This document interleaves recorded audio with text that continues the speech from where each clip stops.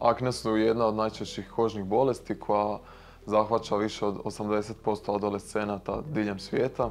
4 su ključna faktora u nastanku akne. To su pretjerana aktivnost žlijezda lojnica, naseljenost kože raznim bakterijama, prije svega Cutibacterium acnes, upala i neadekvatno ljuštenje keratinocita sa površine kože. Kod liječenja akne imamo dvije glavne terapijske mogućnosti. Na jednu stranu tu je lokalna terapija, a s druge strane sistemska terapija.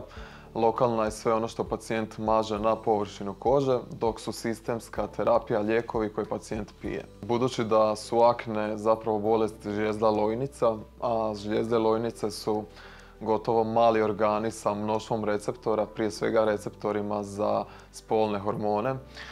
Liječenje može biti dugotrajno, ali u svakom slučaju je bitno ne odustati i biti dosljedan u nekakvoj rutini koja se za samog pacijenta odredila, odnosno preporučila. Kada pričamo o nekakvoj rutini njege kože, svakako je bitno obratiti pozornost na kožnu barijeru i na odmašćivanje same površine kože.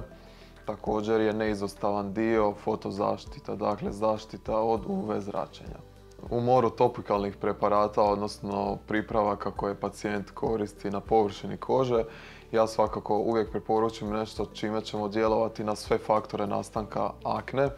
Prije svega to su retinoidi i AHA, odnosno BHA kiseline. Ono što je važno naglasiti je i da pravovremenim i pravilnim liječenjem akne smanjujemo mogućnost nastanka ožiljka od akne, a također je u nekakvoj priči liječenja ožiljaka od akne svakako prvobitno dovesti akne pod kontrolu.